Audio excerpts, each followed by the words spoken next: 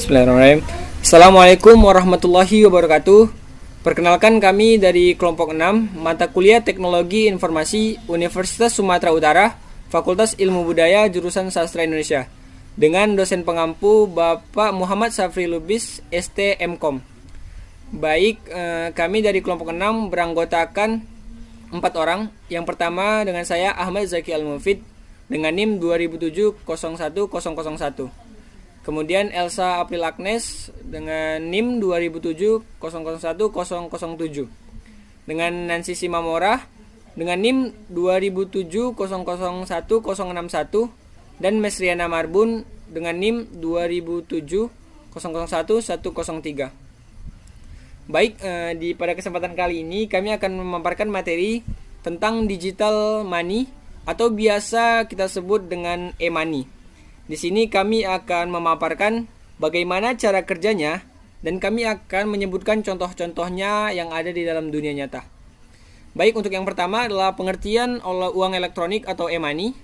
Menurut pasal 1 ayat 3 Peraturan Bank Indonesia nomor 16/8/PBI/2014 tentang uang elektronik adalah alat pembayaran yang memenuhi unsur-unsur berikut.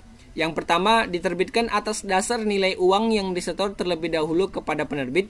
Yang kedua, nilai uang disimpan secara elektronik dalam suatu media server atau chip. Yang ketiga, digunakan sebagai alat pembayaran kepada pedagang yang bukan merupakan penerbit uang elektronik tersebut. Yang keempat, nilai uang elektronik yang dikelola oleh penerbit bukan merupakan simpanan sebagaimana dimaksud dalam undang-undang yang mengatur mengenai perbankan.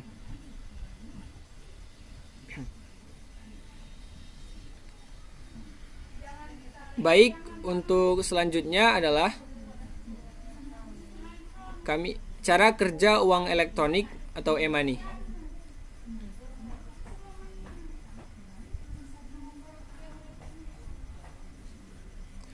Penggunaan e-money tidak memerlukan proses otorisasi seperti pemakaian PIN atau tanda tangan, karena e-money tidak berkaitan langsung dengan rekening nasabah di bank. Penggunaan dari e-money tidak membebankan pembayarannya pada rekening bank. Sebagaimana prepaid yang lain, Anda juga bisa melakukan top up untuk kartu Anda tersebut. Nasabah yang memiliki e-money terlebih dahulu mendaftarkan e-money pada counter penerbit uang elektronik untuk aktivasi. Selanjutnya, nilai uang reload diisi dan direkam pada media elektronik, misalkan kartu yang dikeluarkan oleh bank, handphone, atau kartu prabayar. Gerai retail merchant yang diberi otorisasi sebagai tempat belanja akan mendebet sejumlah nilai sesuai transaksi. Setiap terjadi mutasi transaksi, komputer merchant yang berhubung ke jaringan penerbit e-money akan melakukan semacam perhitungan clearing. Sebagaimana kartu prabayar, pengguna juga dapat menambah atau mengisi ulang atau biasa dikenal dengan top up uang elektronik tersebut.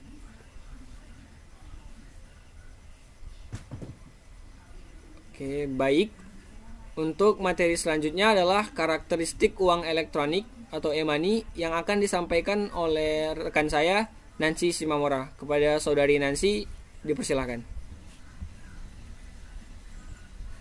Karakteristik uang elektronik atau e-money.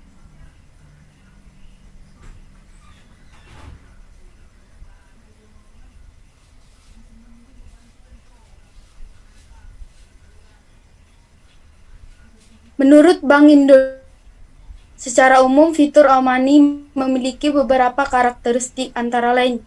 1. Nilai uang telah tercatat dalam instrumen e-money atau sering disebut dengan stored value yang akan berkurang pada saat konsumen menggunakan untuk melakukan transaksi pembayaran. Yang kedua, dana yang tercatat dalam e-money sepenuhnya ada dalam penguasaan konsumen. Yang ketiga, pada saat transaksi perpindahan dana dalam bentuk elektronik value dari e-money terminal merchant dapat dilakukan secara offline. Dalam hal ini, verifikasi cukup dilakukan pada level merchant atau point of sale, tanpa harus online ke komputer penerbit.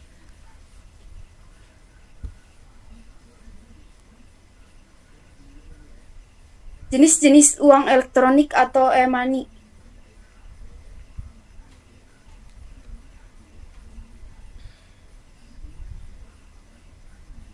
Menurut Peraturan Bank Indonesia Nomor 16/8/PBI/2014 Berdasarkan pencatatan data identitas pemegang uang elektronik dapat dibedakan menjadi dua jenis, yaitu 1. Uang elektronik yang data identitas pemegangnya register.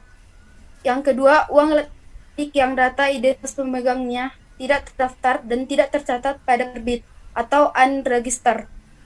Menurut Peraturan Bank Indonesia Nomor 16/8/PBI/2014, berdasarkan tempat penyimpanan nilai dana, uang elektronik terbagi atas dua jenis, yaitu 1. Uang elektronik berbasis kartu atau chip. Nilai dana uang elektronik dicatat pada media elektronik yang dikelola oleh penerbit, juga dicatat pada media elektronik yang dikelola oleh pemegang. Yang kedua, uang elektronik berbasis server.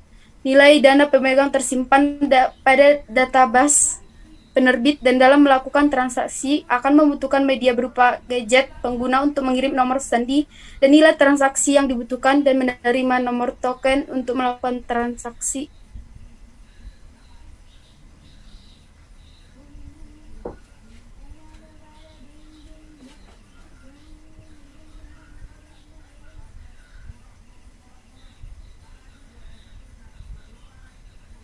Berdasarkan masa berlakunya, media uang elektronik dibedakan menjadi dua bentuk. Yang pertama, reloadable. Reloadable adalah uang elektronik yang dapat dilakukan pengisian ulang. Disposable. Disposable adalah uang elektronik yang tidak dapat diisi ulang. Berdasarkan jangkauan penggunaannya, uang elektronik dibedakan menjadi dua. Yang pertama, single purpose. Single purpose adalah uang elektronik yang digunakan untuk melakukan pembayaran atas kewajiban yang timbul dari satu jenis transaksi ekonomi. Yang kedua, multipurpose. Multipurpose adalah uang elektronik yang digunakan untuk melakukan pembayaran atas kewajiban yang timbul dari berbagai jenis transaksi ekonomi.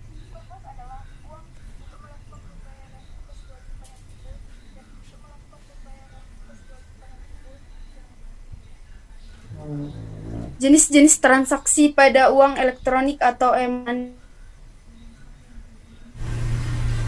Materi selanjutnya akan dilanjutkan oleh teman saya, Mistriana Marbun. Jenis-jenis transaksi pada uang elektronik atau e-money. Menurut Bank Indonesia pada tahun 2000 dan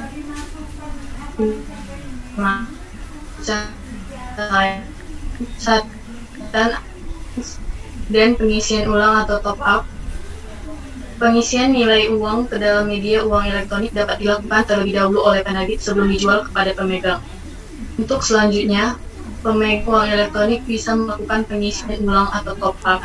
Dapat dilakukan dengan berbagai cara lain, melalui uang tunai, pendebitan uang dari rekening bank, atau melalui terminal-terminal pengisian ulang yang telah dilengkapi peralatan khusus oleh penerbit. Kedua, transaksi pembayaran. Transaksi pembayaran menggunakan uang elektronik atau e-money pada prinsipnya dilakukan penukaran nilai uang bentuk data elektronik dengan barang antara pemegang uang elektronik dan pedagang menggunakan protokol yang telah ditetapkan. Transfer. Transfer dalam transaksi uang elektronik adalah fasilitas pengiriman nilai uang antara pemegang uang elektronik melalui terminal-terminal yang telah dilengkapi dengan peralatan khusus. B. Tarik tunai. Tarik tunai adalah fasilitas penarikan uang tunai atas nilai uang elektronik yang tercatat pada media e-money yang dimiliki pemegang, yang dapat dilakukan oleh pemegang uang elektronik. Refund atau redeem. Refund atau redeem adalah penukaran kembali nilai uang pada penerbit, baik yang dilakukan oleh pemegang pada saat nilai uang elektronik tidak dipakai, atau masih tersisa pada saat pemegang mengakhiri penggunaan uang elektronik atau masa berlaku telah berakhir, maupun yang dilakukan oleh pedagang pada penukaran uang elektronik yang diperoleh dari pemegang atas transaksi jual beli barang. Selanjutnya, pihak-pihak dalam penyelenggaraan uang elektronik atau e-money. Selanjutnya, pihak-pihak dalam penyelenggaraan uang elektronik atau e-money. Menurut Peraturan Bank Indonesia Nomor 20/6/PBI/2018, beberapa pihak yang terkait dengan penyelenggaraan uang elektronik sebagai berikut. 1. Penerbit. Penerbit adalah pihak yang menerbitkan uang elektronik. 2. Pengguna. Pengguna adalah pihak yang menggunakan uang elektronik. 3. Acquirer. Acquirer adalah pihak yang melakukan kerjasama dengan penyedia barang atau jasa, sehingga mampu memproses transaksi uang elektronik yang diterbitkan oleh pihak selain acquirer yang bersangkutan dan bertanggung jawab atas penyelesaian pembayaran kepada penyedia barang atau jasa. 4. Prinsipal adalah pihak yang bertanggung jawab atas penerusan data transaksi uang elektronik melalui jaringan, pelaksanaan perhitungan hak dan kewajiban, penyelesaian pembayaran, dan penetapan mekanisme dan prosedur bisnis antar anggotanya yang berperan sebagai penerbit dan atau acquirer dalam transaksi uang elektronik. 5. Penyelenggara switching. Penyelenggara switching adalah pihak yang menyelenggarakan kegiatan penyediaan infrastruktur yang berfungsi sebagai pusat atau penghubung penerusan data transaksi pembayaran dengan menggunakan uang elektronik. 6. Penyelenggara clearing. Penyelenggara clearing adalah pihak yang melakukan perhitungan hak dan kewajiban keuangan masing-masing penerbit dan atau acquirer setelah pelaksanaan transaksi uang elektronik. 7. Penyelenggara penyelesaian akhir. Penyelenggara penyelesaian akhir dalam bertanggung jawab terhadap penyelesaian akhir atas hak dan kewajiban keuangan masing-masing penerbit dan atau berdasarkan hasil perhitungan dan dari penyelenggara clearing. 8. Penyedia pihak yang menjual barang atau jasa yang menerima pembayaran dari pengguna. 9. Penyelenggara penunjang. Penyelenggara penunjang adalah penyelenggara penunjang sebagaimana dimaksud dalam ketentuan Bank Indonesia yang mengatur mengenai penyelenggaraan pemrosesan transaksi. Selanjutnya akan dijelaskan oleh Elsa. Selanjutnya adalah manfaat dari penggunaan uang elektronik atau e-money. Manfaat atau kelebihan dari penggunaan ini lebih cepat dan nyaman. Waktu yang diperlukan untuk menyelesaikan suatu transaksi dengan e-money dapat dilakukan jauh lebih singkat.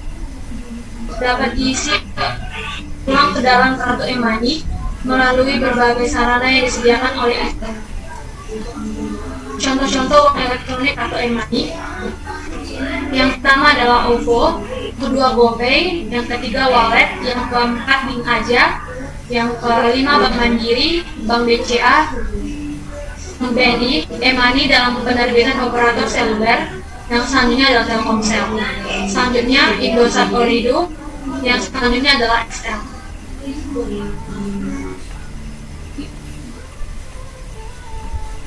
Oke.